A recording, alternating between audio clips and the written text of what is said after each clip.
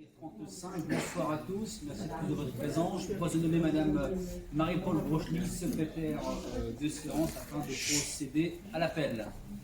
Alors, Monsieur Xavier Joannin. Présent. Madame Mélanie Sinari, qui est excusée, donc elle a donné sa procuration à Sylvie Verchin. Monsieur Serge Devet, qui lui est malade, elle a donné la procuration à Jean-Michel Legrand. Présent. Monsieur Franck Pontier. Présent. Madame Graziella Stamper. Présente. Jacques Leroy. Présent. Sylvie Balini. Présent. Jean-Michel Legrand. Présent. Monsieur Michel Bosch, qui est excusé. Madame Yvonne Duranty. Présent. Madame Marie-Claude Budowski. Présente. Madame Dominique Potier. Présente. Monsieur Jean-Charles Lambert. Présent. Madame Michel Fuyard. Présent. Madame Sylvie Verchin. Présente. Madame Michel Dehomme, qui est absente et qui donne la procuration à Madame Stamper. Présente. Delphine Bertrand. Présente. Madame Géraldine Potier. Présente. Monsieur Sébastien Mathieu. Présent. Monsieur Renaud Lecerf. Présent. Monsieur Mourad Mekdour. Présent. Monsieur François Hélevin. Présent. Monsieur Aurélien Brissy, qui donne la procuration à Monsieur Yassine Ouachi. Je vais arriver à dire Ouichi. Je vais arriver à dire correctement, je pense à la fin. Voilà. Alors, Monsieur Yassine Ouachi, ça ne devrait pas sortir. Madame Laurence Barra. Monsieur Maxence Maillot. Présent. Madame Daniela Ridolfi. Présent. Monsieur Vincent André. Présent. Merci Madame Brochely. Donc le quorum est atteint. Je propose de commencer cette séance du conseil municipal. Est-ce qu'il y a des questions concernant le compte rendu du conseil municipal précédent? Des observations sur le compte rendu? Merci. Immédiatement, je vous propose une petite introduction, notamment sur la crise sanitaire que nous traversons tous. Effectivement, à ce jour, nous déplorons 95 975 décès en France, avec des chiffres qui explosent pour les Hauts-de-France. Plus de 600 personnes sont actuellement en réanimation. La situation est très critique, vous le savez tous, dans les hôpitaux.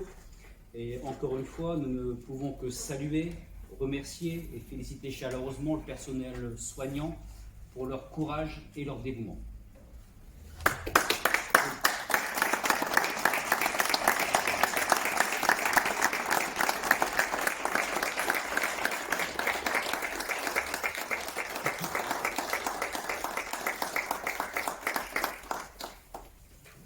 Merci. Effectivement, face à cette situation qui dure, malgré les efforts de tous, la lassitude grandit, gagne beaucoup d'entre nous. Tout cela, je le dis, nourri par l'incohérence et la cacophonie gouvernementale, mais je ne souhaite pas m'étendre sur le sujet, c'est pas le moment. Les élus de terrain sont les grands oubliés de la gestion nationale. Certains élus nourrissent cette cacophonie. Je m'abstiendrai d'y participer et aussi je me refuse les effets d'annonce, comme par exemple annoncer une candidature pour un centre de vaccination alors qu'on sait qu'il n'y a pas de vaccin actuellement. Voilà. Enfin, ici à Onnain, on se contentera ensemble de respecter les différentes mesures imposées et de travailler constamment pour maintenir et adapter les services municipaux à ces décisions gouvernementales. La population a besoin de cohérence, de clarté, de décisions responsables et réfléchies, surtout pas d'effet d'annonce.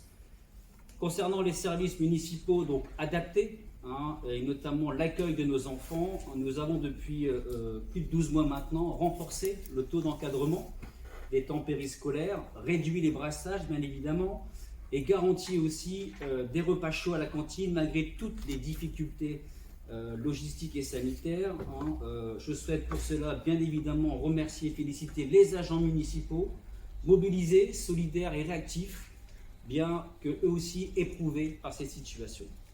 Cette crise sanitaire a bien évidemment un coût, par exemple 45 000 € de masques, gants, gel, vêtements de travail, films de protection, fournitures d'entretien, parquettes pour les repas chauds, 16 000 € d'hygiaphone de protection que vous avez pu en apercevoir en mairie, et 28% aussi de charges de personnel d'encadrant en plus, qui passe de 25 à 32 agents pour notamment le périscolaire.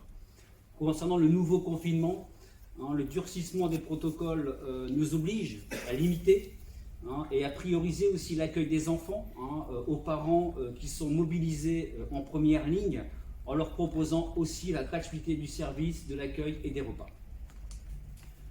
Dans ce contexte, effectivement, il est difficile, mais néanmoins nécessaire de se projeter. Et nous le verrons avec les différents budgets que nous allons présenter. Notre gestion maîtrisée et optimisée nous permet d'avancer sur des projets ambitieux, malgré, je le répète, le contexte et la frilosité ambiante. Nous nous sommes engagés à être opérationnels dès le lendemain des élections, et même face à cette situation angoissante et incertaine, je me félicite et nous nous félicitons de pouvoir annoncer que nous continuons plus que jamais couronnin et sans d'avenir. Voilà pour l'introduction. Je propose de passer immédiatement à l'ordre du jour.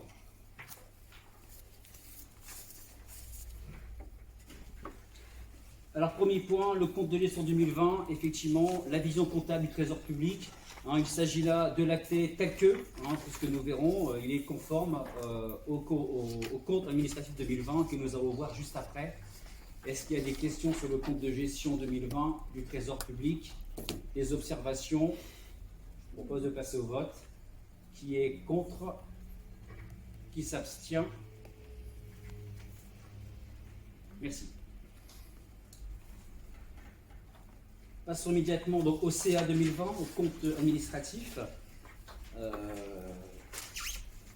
Petit explicatif de ce CA 2020. Donc, pour 2020, donc, nous aurons des dépenses de des dépenses de fonctionnement à hauteur de 9 586 000 euros, des recettes de fonctionnement aussi pour 11 727 000 euros, et donc des dépenses d'investissement de 3 192 000, des recettes d'investissement pour 2 944 000.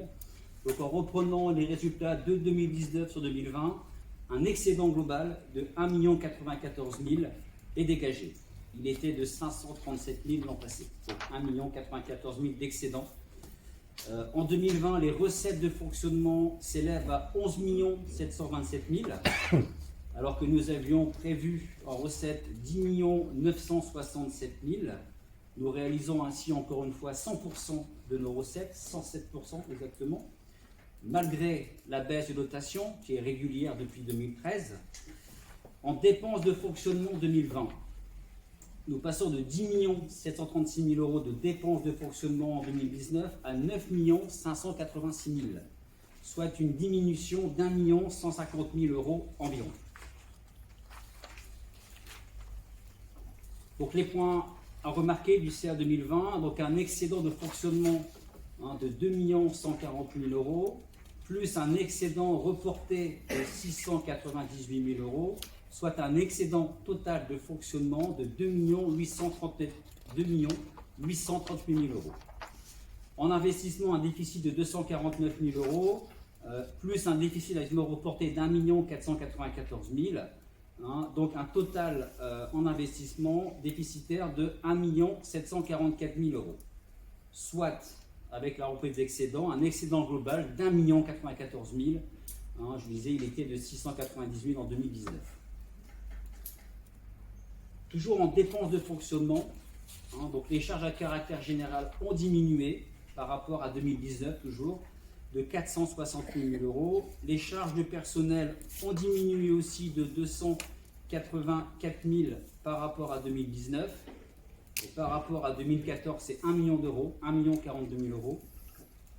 Les charges financières ont elles aussi diminué, donc toujours par rapport à 2019, de 29 000 euros et de 91 000 euros par rapport à 2014. Effectivement, la maîtrise des charges à caractère général et la baisse des charges du personnel, déjà l'an passé, n'est pas le fruit du hasard, malgré une année 2020 marquée par la crise sanitaire. La maison est bien gérée, je le répéterai tout à l'heure.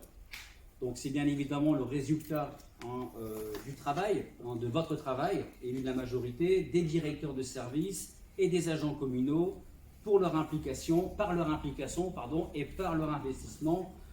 Transmettez, monsieur le DG, aux différents services L'objectif essentiel étant, on l'a rappelé lors du DOP, c'est de pérenniser et de développer de nouveaux services à la population. Et nous avons continué donc d'optimiser les services avec, je le répète, une plus grande polyvalence du personnel, une nouvelle répartition des tâches. Je tiens encore une fois à féliciter directement le personnel pour leur adaptabilité. Tout ceci a été réalisé en maintenant et en créant de nouveaux services, je répète, à la population, comme le pôle action économique, qui travaille avec la CCI, la Chambre des métiers, qui travaille aussi sur le projet du centre-ville, qui a mis aussi sur la route, sur les rails, de très grands projets comme Marcelor, comme la Brasque-Moché, comme le PAB numéro 2, comme la zone Venot. Le pôle ressources et compétences, qui a accueilli depuis sa création, en gros, plus de 3300 personnes, principalement des chercheurs d'emploi, mais aussi des étudiants dans leur recherche de formation, d'emploi. L'accueil des enfants tous les mercredis, à la journée avec restauration, toutes les vacances scolaires, y compris juillet et août, excepté bien évidemment période de crise sanitaire. Le service carte d'identité et passeport qui a été élu depuis le 4 juin 2019, plus de 4200 cartes d'identité et plus de 1200 passeports. Bravo. Le PIGE, pour l'information jeunesse, labellisé, inauguré en 2018, qui a accueilli plus de 300 jeunes en Ajoie, en lien aussi avec la mission locale. Le service d'astreinte aussi, du service technique, qui permet d'intervenir à tout moment, le soir, le week-end, en cas d'urgence, et bien d'autres services que je ne vais pas tout développer aujourd'hui. Donc d'une manière générale, tous ces services en baissant significativement les charges de personnel, dans une période, il est vrai, où je le répète, où le gouvernement a supprimé les contrats aidés, et il faut compenser le coût. Ce qui est remarquable aussi en 2020, donc en plus de maîtriser nos dépenses de fonctionnement, des recettes réalisées aussi à 100%, nous y tenons, c'est que tous les engagements pris en 2020 ont été payés en 2020. On y tient avec monsieur le DGS, il n'y a pas de report de facturation, non. 2020, c'est payé en 2020.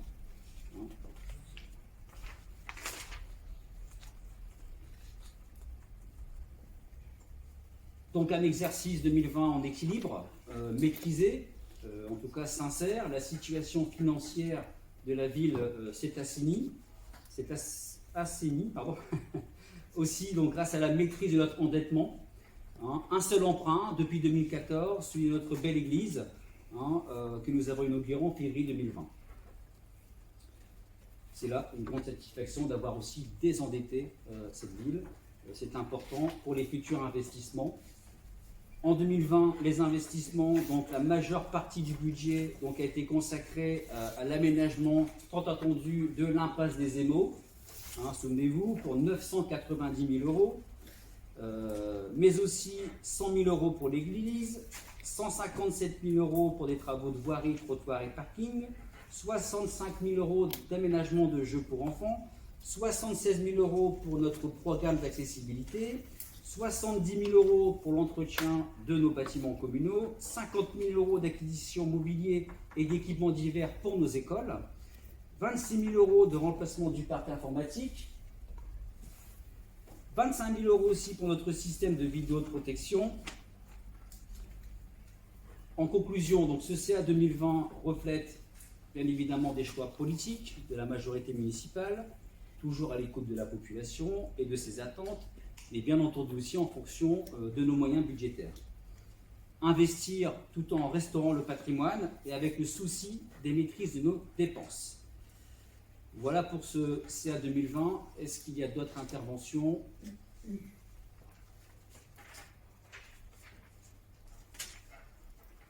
Alors, on vous a préservé de la présentation lourde et ennuyante de camembert, de tableaux chiffrés, de statistiques sur l'évolution, sur différents items et différentes périodes, différentes années. Simplement, ce budget 2020, c'est écrit, démontre que la maison est bien gérée, que les efforts d'année en année ont payé. Aujourd'hui, les fondations sont bonnes et saines. Notre patrimoine se refait une beauté d'année en année. Les services aux Ajoie sont maintenus, voire développés. Hein, tout cela, je le répète, avec la maîtrise de nos dépenses de fonctionnement. On va continuer nos efforts en 2021, on le verra ensuite. Hein, et sur ces bases solides, nous allons pouvoir investir, je vais dire lourdement, massivement, hein, avec dès 2021, vous allez voir tout de suite, plus de 10 millions d'euros d'investissement. Hein, encore une fois, je félicite l'ensemble de la majorité, monsieur le DGF, l'ensemble des services, des directeurs de services, pour tous ces efforts, hein, et toujours afin de répondre aux attentes de la population. Des interventions. Je ne pourrai pas participer au vote de ce CA, je vais devoir sortir. Je vais demander à Madame Brochety de le faire. Pas plus d'observation, on passe au vote, je sors. Je ne peux pas participer. Voilà. Qui est pour? Qui est contre? Personne ne s'abstient? Pas plus fort. Qui est contre? Ah, alors, qui est pour? Pour. Qui est contre? L'abstention. Excusez-moi, je les passe. Merci Marie-Paul. Merci. Merci Marie-Paul. On propose de continuer. Effectivement, donc affectation des résultats. Donc après avoir introduit le CA 2020, considérant que le CA présente effectivement un excédent de fonctionnement de 2 838 000 euros, un déficit d'investissement d'1 744 000 euros, hein, moins les restes à réaliser de 176 000 euros, plus les restes à recouvrer, hein, c'est des recettes donc, pour 695 000 euros, un résultat définitif d'investissement moins 1 225 000 euros. Il vous est proposé d'affecter une partie du résultat du fonctionnement 2020 pour couvrir le besoin de financement en investissement à hauteur donc de ce 1 225 000 euros. Et par conséquent, l'excédent de fonctionnement sera imputé au compte 02 sans fonctionnement reporté pour un reliquat d'1 613 000 euros. C'est exceptionnel. Les affectations de résultats donc, équilibrent les sections de fonctionnement et d'investissement avec à la fin un excédent d'1 613 000 euros. Je vais essayer d'être clair. Ça va? Des questions? Des observations? Nous passons au vote. Qui est contre? Qui s'abstient? Merci. Alors, vote des taux d'EFRATAX. On va vous remettre vous demander, hein, si vous voulez bien accepter une délibération sur table. Nous avons reçu une circulaire du préfet concernant effectivement la précision, des précisions sur le taux de fiscalité. En gros, soit qu'on accepte cette délib sur table, ou soit il faut qu'on reprogramme un autre conseil municipal, hein, avant le 15 avril. Hein, comme nous oblige cette circulaire. D'autres villes, donc celles qui ont déjà délibéré avant nous, vont devoir refaire un conseil municipal, hein, afin de passer cette délibération. Je vous laisse en contact.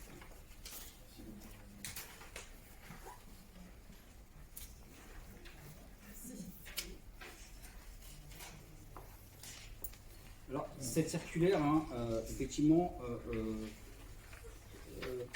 précise le taux de fiscalité, hein, ici de délibérer donc sur le taux communal et sur le taux départemental, les deux taux. Hein, sinon, le taux départemental ne sera pas pris en considération pour les dotations. Donc c'est important. Je vous laisse en prendre acte. Me dire s'il y a des remarques, ou si vous préférez revenir avant le 15 avril, on va qu'on délibère.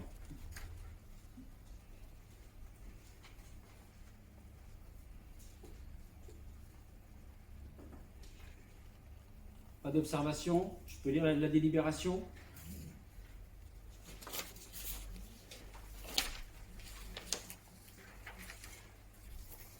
Alors, il vous est proposé par cette délibération-là de fixer le taux de la taxe foncière bâtie donc à 45,62%, Reprenant le taux communal, donc 26,33%, inchangé depuis 2012, et celui du taux départemental, donc à 19,29%, et de maintenir le taux de la taxe foncière non bâtie à 68,71%, soit pas d'augmentation. Pas d'augmentation.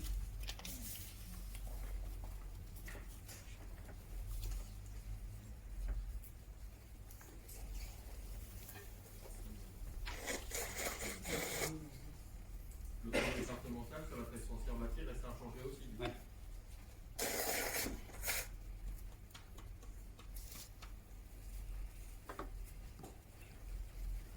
Des observations? Je propose de passer au vote. Qui est contre? Qui s'abstient? 2. Merci.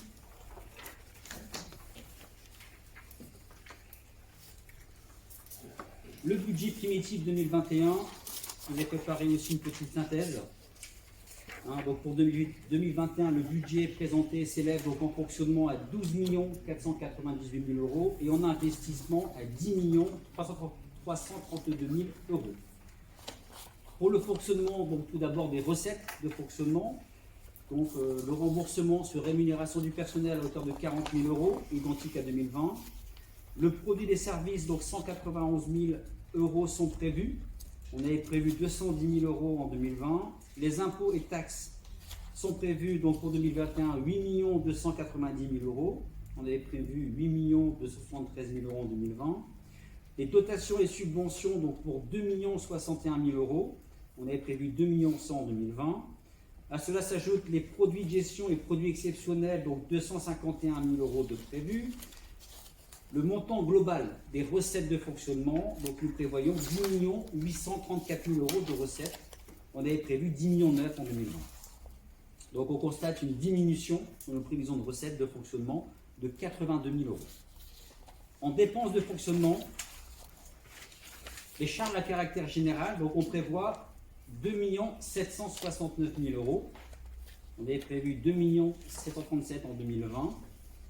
Et on a réellement dépensé, et constaté dans vos CA, 2 222 000 euros.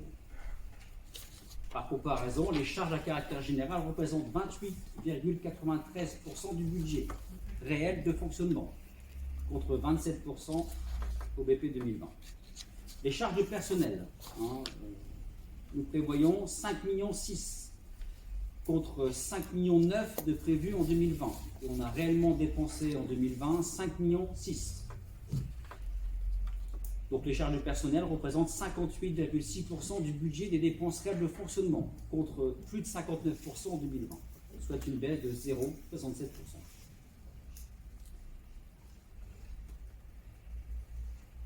Donc nous continuons de maîtriser, c'est notre objectif, nos dépenses de personnel. Cela est atteint, on peut s'en féliciter. Donc en notre charge de gestion courante, donc on a prévu 879 000 euros. Effectivement, nous avions prévu 957 000 au BP 2020 et réellement dépensé en gestion courante 937 000 euros en 2020. Donc les charges de gestion courante représentent 9,18% du budget. Ces différences portent essentiellement sur la diminution temporaire en 2021 des subventions versées aux associations locales en raison du Covid-19. On y reviendra juste après. Les charges financières sont de 202 000 euros contre 231 000 au BP 2020. Donc 2,11% du budget en 2021 contre 2,32% du budget en 2020.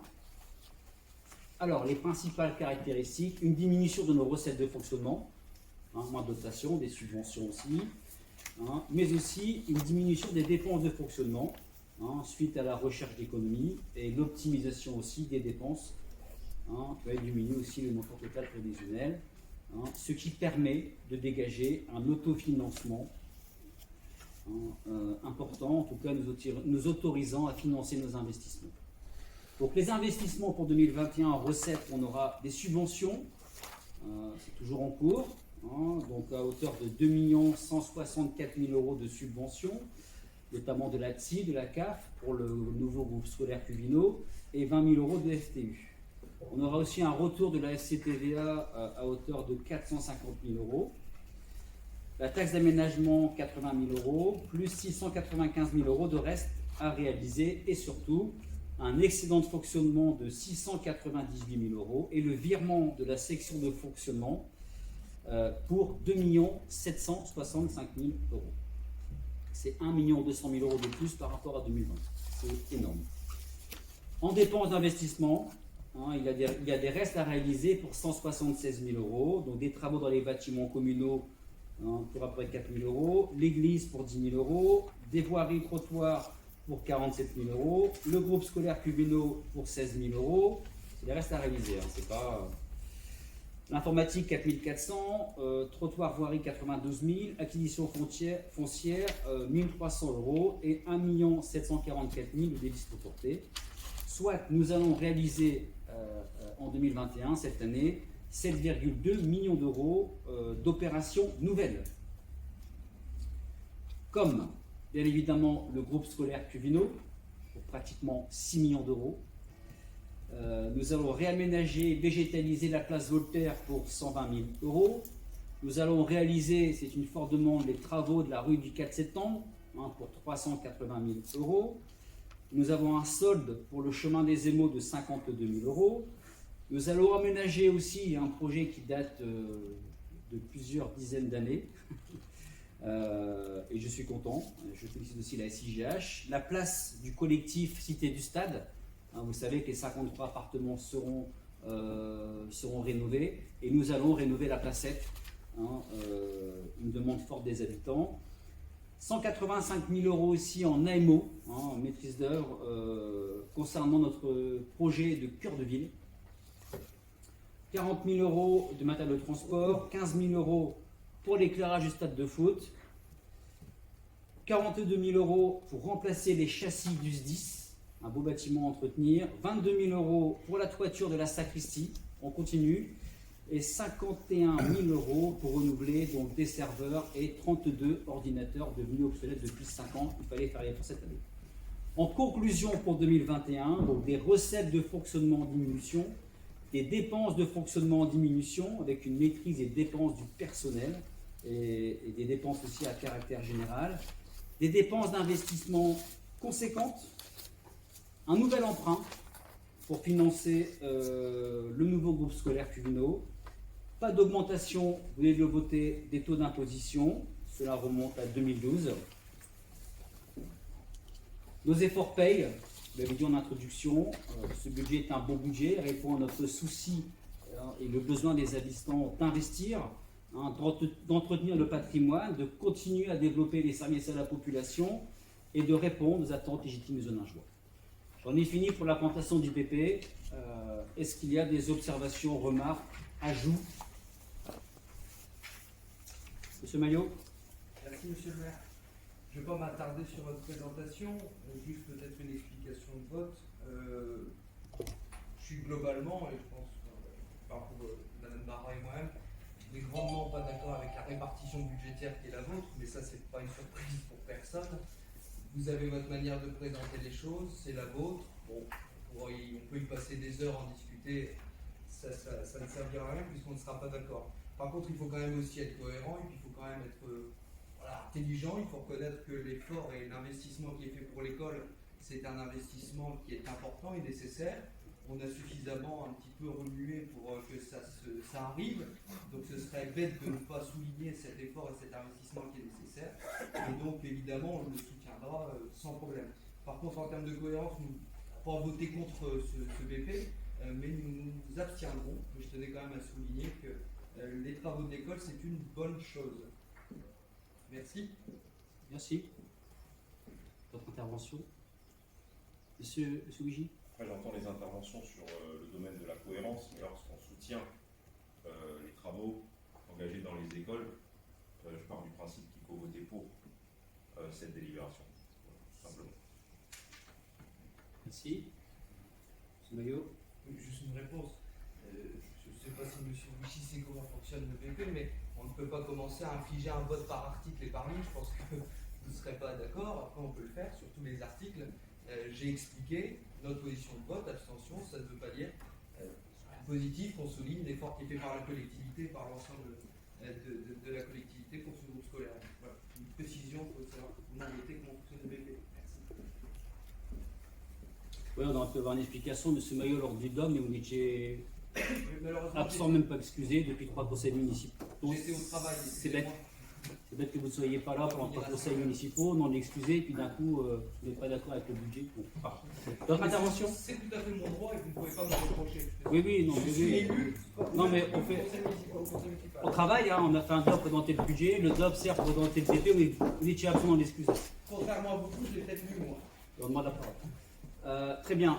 D'autres interventions concernant le BP 2021? Monsieur le maire, Oui. juste pour vous donner une information à l'ensemble des collègues ici présents, en tant qu'élu, on a la possibilité d'avoir une autorisation auprès de l'employeur pour pouvoir siéger au conseil municipal. Je vous remercie. Très bien. D'autres interventions? Madame Sinari nous rejoint. Bonjour, excusez-moi du retard. Donc, moi, je voudrais faire une petite aparté concernant le budget politique de la ville. Donc, le budget 2021 est affecté essentiellement à la réhabilitation des cités minières de Cuvino et a pour objectif d'aider les habitants au mieux dans cette démarche, notamment avec l'action sensibiliser et accompagner les habitants vers leur nouvel espace de vie lors de la réhabilitation des cités minières, budget total 21 000 €. Toutes les actions de cette fiche permettront aux habitants de mieux s'approprier leur logement rénové. Rangement, mise en place de nouveaux rangements, tri avant le déménagement, moins d'encombrement dans le nouveau logement, économie d'énergie, accompagnement pour la compréhension des économies d'énergie, qui est une étape très importante puisque les travaux concernent l'isolation du logement entre autres. Le reste du budget est affecté au fonctionnement du conseil municipal de jeunes, les quartiers d'été qui seront reconduits à l'identique de 2020 avec la caravane de l'été, et le dispositif de réussite éducative avec une action pour les 6e à la rentrée de septembre, estime de soi, et pour les 4e, slam afin d'exprimer leurs besoins, leurs émotions en poésie et en musique. Merci, Mme Sinari. Monsieur Procher. Merci, Monsieur le maire. Petite intervention concernant le service jeunesse et le service des sports. Tout d'abord, adresser mes remerciements au service jeunesse et au service des sports pour leur professionnalisme et leur sens d'adaptation qui a été nécessaire face à la crise sanitaire que nous subissons depuis plus d'1 an. Il a fallu être très cohérent face au flou de certains décrets qui parfois tombaient quotidiennement.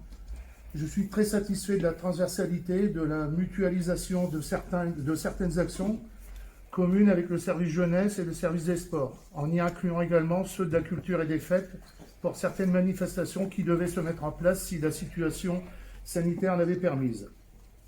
Pour le service jeunesse, nous avons été contraints d'annuler les accueils de loisirs des vacances d'hiver et ceux des vacances de Pâques seront très restreints. Nous serons sur le même schéma de travail que l'Éducation nationale qui identifie et permet l'accueil des enfants dont la profession des parents a été retenue. Dans le domaine des sports, beaucoup d'annulations dues à la crise ont provoqué une véritable lassitude. Néanmoins, le service travaille sur l'organisation d'un parcours sportif en VTT ainsi que d'une balade pédestre. La semaine du sport pour toutes nos écoles en partenariat avec les associations sportives phares de la ville ainsi que les foulées sont pour l'instant préparées et maintenues. À souligner qu'un séjour d'été de loisirs et ou de sport pour nos adolescents a été mis en place. Il se déroulera dans les Landes et sera organisé en partenariat avec le service sport, le service jeunesse, le phare pour la ville de Caroum ainsi que la ville de Vic. Je ne peux faire sans parler de nos associations sportives pour qui la situation est humainement et financièrement très compliquée. Certaines n'ont pu fonctionner, d'autres très peu et avec beaucoup de courage, d'abnégation et de ténacité. Outre le fait de ne pas pouvoir pratiquer leur sport, c'est aussi l'aspect humain qui a été mis à mal. Il manque le lien social, le besoin de se retrouver, le besoin d'échanger pour un meilleur épanouissement. Pour terminer, je vais vous informer des prévisions en investissement du service des sports pour l'année 2021. Un nouvel éclairage pour le terrain de football du stade Georges Cliquet sera réalisé cette année. Il y aura également un réaménagement des paniers de basket latéraux à la salle Béatrice S. Je vous remercie pour votre écoute. Monsieur Procher, ils n'auront plus d'excuses, les ballons c'est dans la lucarne maintenant. Voilà. Monsieur Legrand. Oui, monsieur le maire, merci. J'aurais voulu revenir un petit peu sur la construction et la rénovation de l'école, des écoles Cuvino. On a parlé du montant, on a parlé du financement, on a parlé des subventions. On a peut-être omis de dire, il faut l'expliquer quand même, que les équipes éducatives ont été associées au projet par diverses réunions, par exemple l'audit préliminaire et la présentation du résultat du concours d'architecte. Et notez aussi que, en principe, les travaux vont commencer en juin de cette année pour un achèvement souhaité en septembre 2022. Au niveau des écoles, je ne vais pas revenir sur les protocoles, les moultes protocoles que nous avons dû essuyer, c'est le cas de le dire, depuis plus d'un an. Monsieur le maire a très bien réussi à remercier nos services scolarité et jeunesse qui ont été très réactifs à chaque protocole. Je tiens à les remercier aussi, bien sûr. Un petit mot au niveau des fournitures scolaires. La volonté de l'équipe municipale est de rendre, comme elle doit l'être, l'école gratuite. C'est la raison pour laquelle les écoles ne demanderont plus l'achat de fournitures scolaires aux familles. Tout sera pris en charge par la collectivité. D'où une augmentation sensible du budget fournitures scolaires. Nous aurons de ce côté-là aussi un seul prestataire désormais retenu.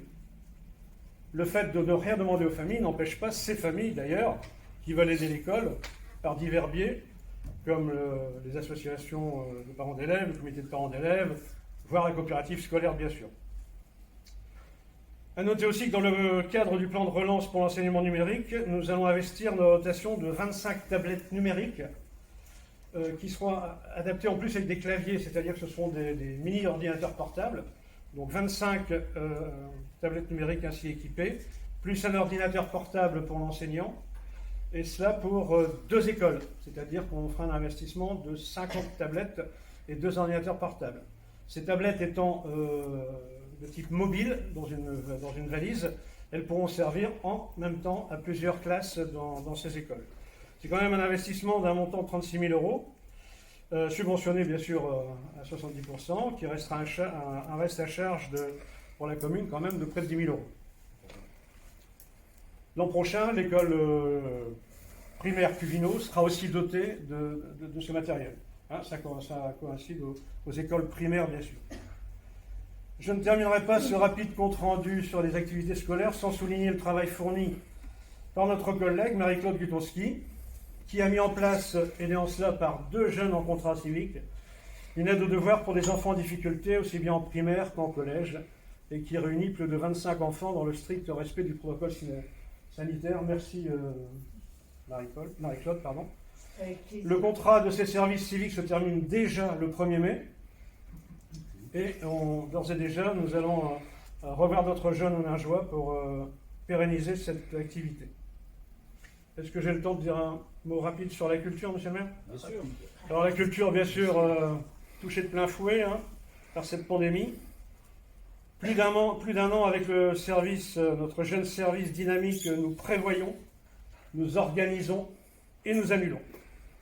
Nous gérons bien sûr au coup par coup.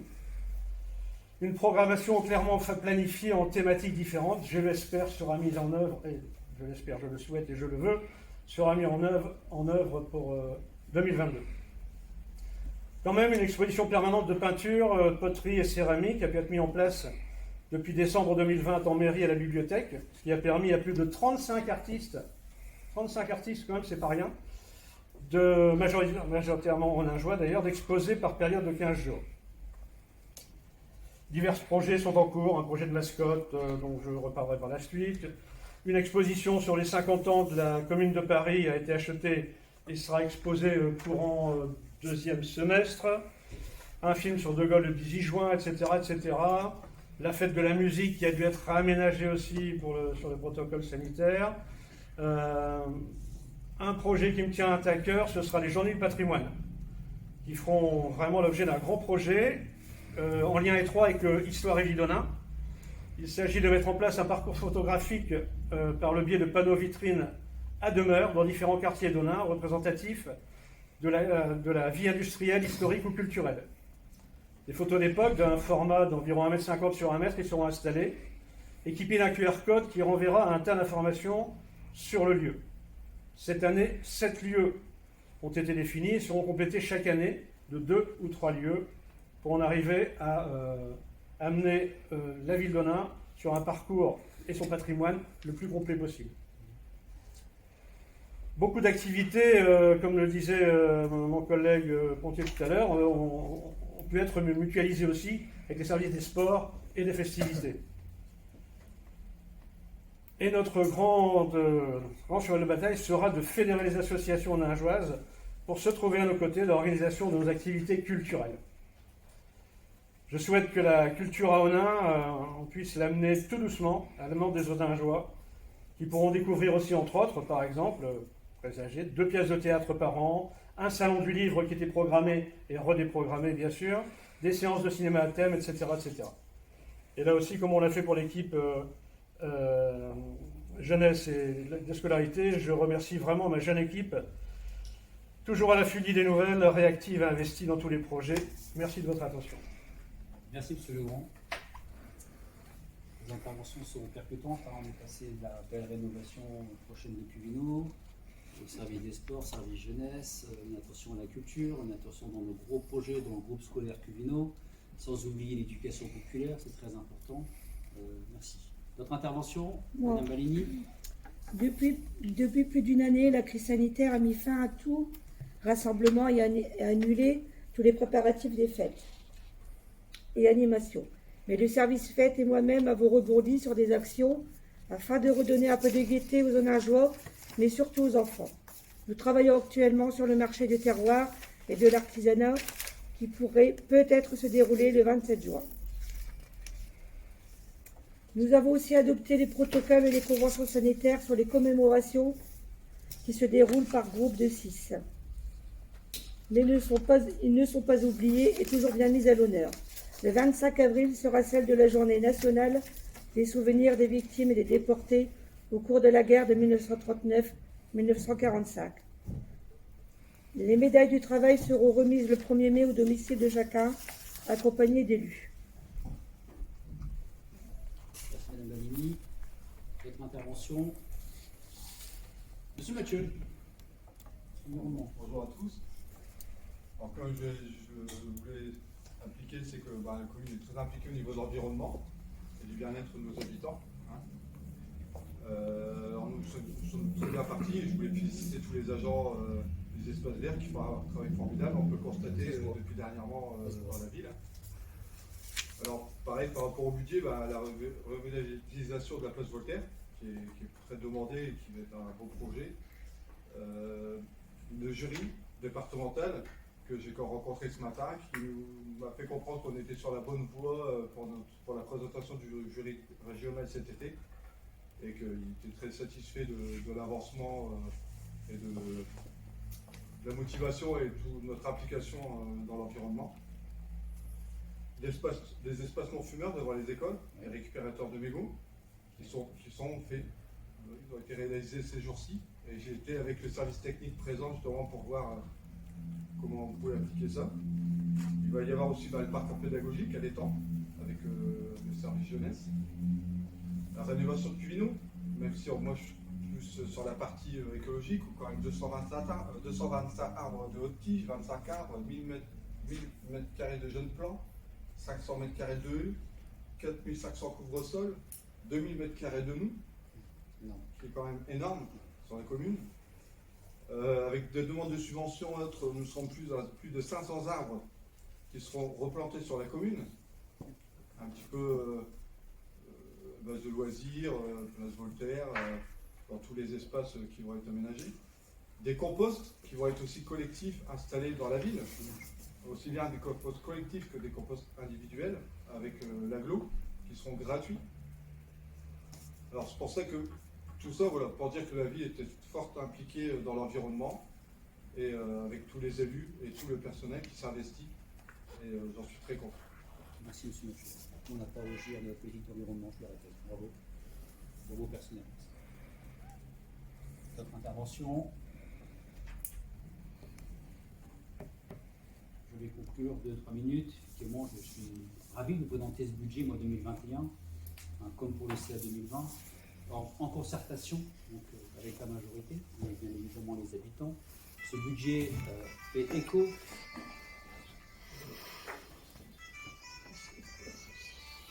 fait écho, justement. Ce budget fait écho à notre programme électoral, que les habitants ont validé, je le rappelle, à plus de 60% il y a un an. Un programme ambitieux, très ambitieux, en tout cas sans fausses promesses, et ce BP le confirme. On peut toujours rêver ou promettre, je vous l'ai répété, il faut être congruent, dire ce qu'on fait, mais surtout en cette période, faire ce qu'on a dit. Et ce budget, aux bases solides, je le répète, grâce aux efforts consentis, nous permet et nous permettra de réaliser ce programme et les investissements nécessaires pour réaliser ce programme. Ce qui va changer, bien évidemment, et améliorer la vie des Oningeois, de nos enfants, de redonner de l'attractivité à la ville, c'est important, et de lui rendre son dynamisme et en tout cas sa place dans le temps. Il fallait se préparer, il fallait économiser pour pouvoir espérer, je le dis, rénover toute une cité, Puvino, refaire un groupe scolaire à 6 millions d'euros, rénover demain notre futur centre-ville, continuer aussi les différents investissements, continuer aussi de maintenir nos nombreux services à la population, et ils sont nombreux. En 2021, nous allons pouvoir investir prudemment, mais massivement, je le répète, plus de 10 millions d'euros. Plus de 10 millions d'euros sans augmenter les impôts, sans toucher aux services. 10 millions d'euros d'investissement, on a regardé avec le service financier, c'est du jamais vu. Jamais au Nain, on investit 10 millions d'euros. Voilà, c'est la première fois qu'au Nain, on aura 10 millions d'euros d'investissement. Et puis surtout, on assiste à un rééquilibrage du budget. Depuis des décennies, le budget était composé de 80% de fonctionnement et 20% d'investissement. L'an passé, il était de 70% de fonctionnement et 30% d'investissement. Cette année, c'est 55% de fonctionnement et 45% d'investissement, quasiment équivalent. Une remarque aussi, c'est que ces investissements communaux sont nourris par d'autres investissements nationaux, régionaux et départementaux. Voilà. Merci de votre attention. Je propose de passer au vote. Y a-t-il des votes contre? Des abstentions? 2 abstentions. Merci beaucoup. Une subvention au CCS, Madame la vice-présidente au CCS, Madame Graziella Stanford. Une subvention au CCAS. Il est proposé au conseil municipal d'attribuer au centre communal d'action sociale une subvention de 530 000 euros. Considérant l'avance de 145 000 euros votée par délibération numéro 2-2021 du 29 janvier 2021, restera à verser un montant de 385 000 euros. Merci. Des remarques, des observations? Donc subvention maintenue, voire augmentée un petit peu pour le CCS. Des observations? Qui est contre? Qui s'abstient? Merci. Subvention accordée aux associations locales. Alors j'ai commencé bien évidemment par remercier, féliciter les présidents d'associations et les membres bénévoles des bureaux pour leur dévouement et surtout leur patience et leur compréhension face à cette crise sanitaire, mais aussi face à l'incompréhension des préconisations difficiles à respecter et difficiles à faire respecter aussi pour nos associations. On le répète, est riche de son tissu associatif, et on sait pouvoir compter sur celui-ci. En 2020, on avait choisi ensemble de verser intégralement la subvention, malgré une année Covid. Ainsi, vous le savez, la ville, toutes les villes subventionnent des activités qui sont présentées lors des AG, lors des bilans d'activité. Or, en 2020, pour la totalité quasiment des associations, cette subvention 2020 n'a pas été utilisée, malheureusement, faute d'activité, bien évidemment. Alors, on a le même problème que l'année 2020 cette année, sauf que, j'en ai été surpris en tout cas, je les félicite, certaines associations, à leur demande, justement, n'ont pas demandé de subvention en 2021, et d'autres nous ont loué l'intention, mais n'ont pas pu encore se réunir. Et face à cet effort, face à cette solidarité, d'efforts partagés, de cohérence, nous avons prévu, j'ai prévu, nous avons prévu ensemble, Donc de ne pas verser de subventions aux associations qui n'en voudraient pas, hein, parce qu'effectivement, leur idée, c'est de ne pas de thésauriser de subventions alors qu'il y a peu d'activités les années suivantes. Hein. On ne finance pas de l'État, mais on finance des activités, c'est important de le dire. De prévoir aussi donc la moitié, hein, de la subvention pour celles qui n'ont pas encore eu le temps de nous répondre. Hein, de conserver l'intégralité de la subvention pour les associations caritatives et les associations aussi qui ont un autofinancement élevé et qui ont fonctionné, comme le basket et le foot. Tout cela, bien évidemment, uniquement pour 2021. Je le dis, à Onnain, aucune association est en difficulté financière, ça n'existe pas. En tout cas, si tel sera le cas demain, bien évidemment, on reviendra vers vous, hein, pour les aider. Voilà.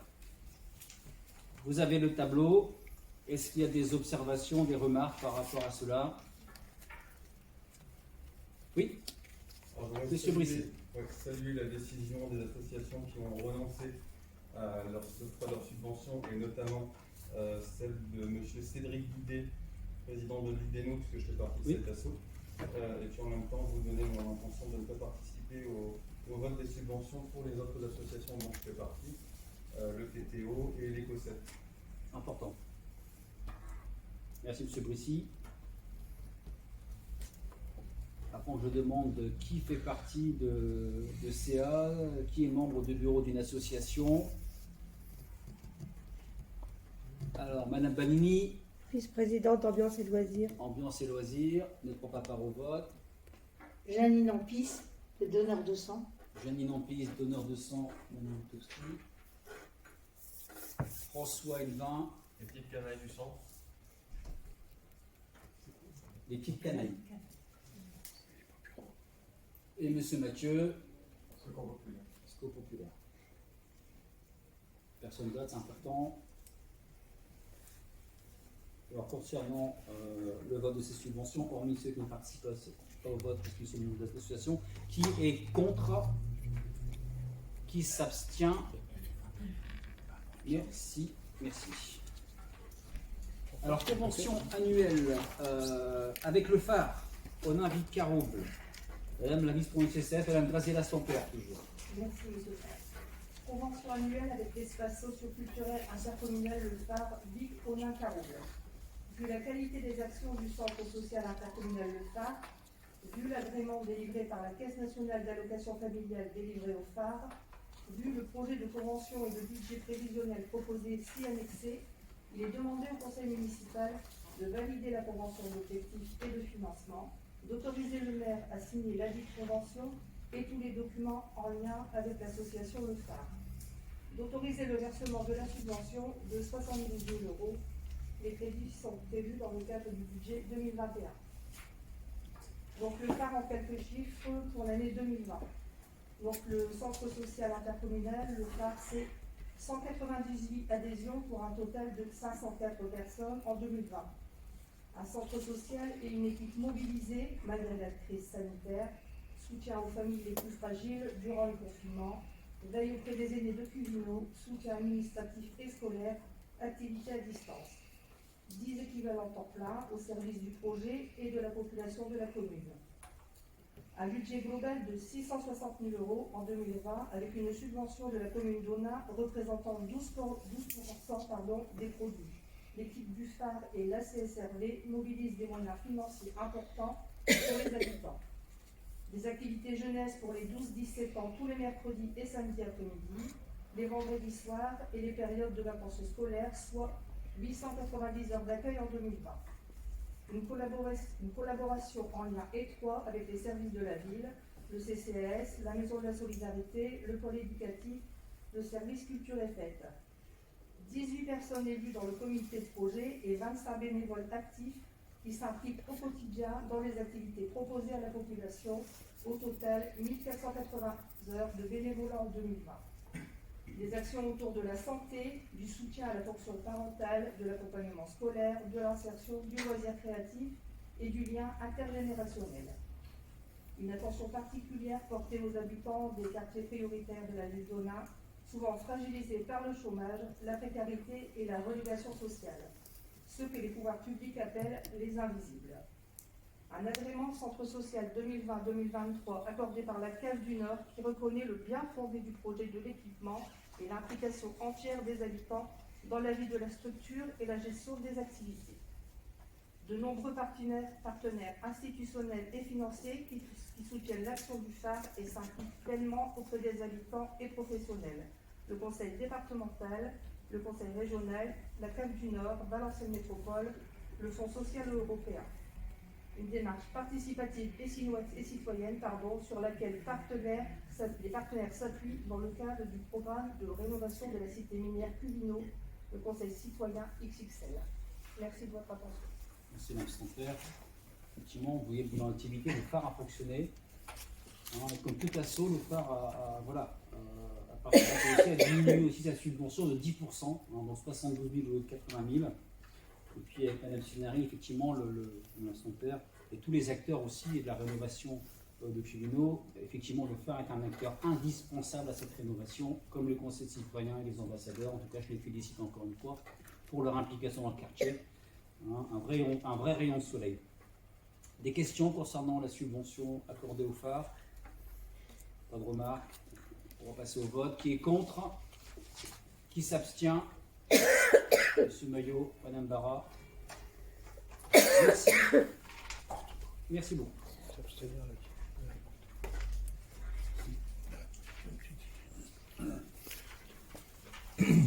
Attribution de la concession relative à la capture des animaux errants, gestion de la fourrière animale et ramassage des cadavres d'animaux, équarrissage. Effectivement, suite à l'analyse de la commission de concession que nous avons créée dernièrement, il y a la DSP, du 15 mars 2021, on vous propose de déclarer la FAC délégataire de la concession relative à la fourrière animalière.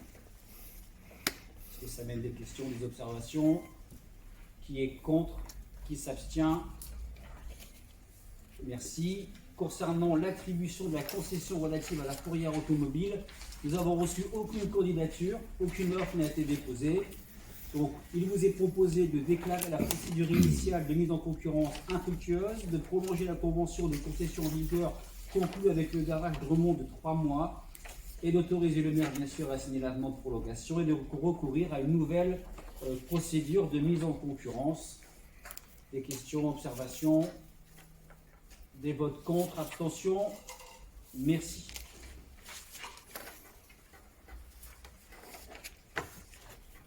Une mutualisation entre la commune et le CCS de Saint-Solve, la commune et le CCS d'Anzin et la commune d'Onin concernant la fourniture de denrées alimentaires. Vous avez la convention, c'est une reconduction de convention. Donc il vous est proposé de constituer un groupement de commandes pour l'acquisition de denrées alimentaires, dont le coordinateur sera la ville de Saint-Solve, d'approuver la convention constitutive du groupement, de donner délégation à monsieur le maire pour signer la convention et de désigner la CAO du coordinateur compétent pour attribuer les marchés du groupement.